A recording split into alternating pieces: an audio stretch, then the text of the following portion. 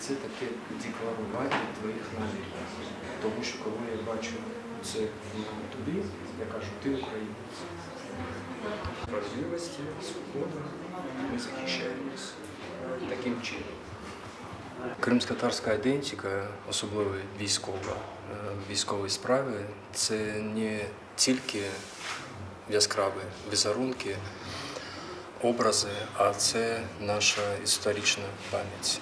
І зараз, у стані війни, в якому знаходиться наша країна, і наші захисники, кримські татари, вони потребують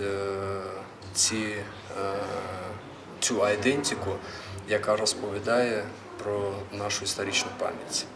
І це навіть більше, ніж пам'ять. Це декларування наших цінностей, які в нас є. І це самоідентифікація, тому що ці надбання, вони збирались нашими нащадками на протязі тисячоріччя. І це найкраще, що відбувалося з нашими пращурами. То ми, як нащадки, і нам потрібно обов'язково це зберігати, розвивати і продовжувати цю справу. Що зараз досліджуєте? Тема військового діла кримсько-татарського і пошук артефактів кримсько-татарських і орнаментика. Це декор, який був в свій час дуже відомим не тільки в Криму, а й у світі. І проблема, яка зараз існує, це небагато залишилось артефактів, які атрибутовані як кримсько-татарські. Тому що після першого захоплення Криму перше, що зникало, знищувалось, це зброя. І потім історична політика держави російської, вона була на те, щоб навіть не те, що згадувати, а це було під великим таким запретом. Тому цей пошук зараз він відбувається дуже повільно, і фахівців не вистачає, тому що ми не вивчали, не збирали, і це не зберігалося. Як ви вишукуєте цю інформацію? Це література, яка видавалась, це музейні колекції по всьому світу. І трошки є Метрополітен музей, це частні колекції, Польща, війська польського, Туреччина, ТОП-КП Україна і Росія.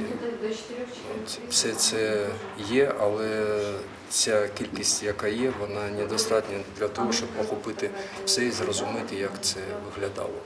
Наскільки популярною була наша зброя під час того, як були наші різні роди військ? На той час це була сама сучасна армія. І ми сьогодні використовуємо це. Ми бачимо, як працюють тієї ж методології і інші країни. Це збереглося в Польщі, крилаті гусари, улани, це козацтво, в якому навіть 80% етимології збереглося кримсько-татарською. І також Кавказ, наприклад, армія імама Шаміля була озброєна кримськими ружьями. В Криму багато було производств і навіть вироблялося порох Карасу-Базарі. Печахи тисячами експортувалися. Це був бренд на той час у всьому світі. Є одне дослідження по ятагану.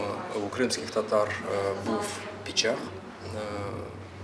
бойовий печах. Це трошки більше, ніж просто печах, і він мав товстіше леза. І коли в Османській імперії яничари починали вести себе не дуже гарно по відношенню до мешканців громадян і создавали проблеми для султана, то був в деякий час прийнят закон запрет на носіння зброї великої.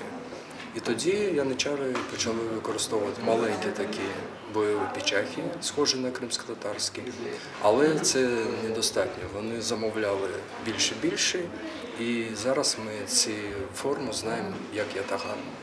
І з кримськотатарського це перекладається як укладати, робити, різати. Які проекти ви маєте бажання надалі робити, що у вас є в планах? Один із проєктів при підтримці УКФ, зараз якраз ми на етапі підписання договору. Це 12 щитів, калкани, це якраз декларування наших намірів, на яких зображені будуть орнаменти. За кожним орнаментом буде стояти артефакт кримськотатарський. Але я цей орнамент переосмислюю і роблю сучасну таку річ у вигляді щита на кераміці, керамічне панно.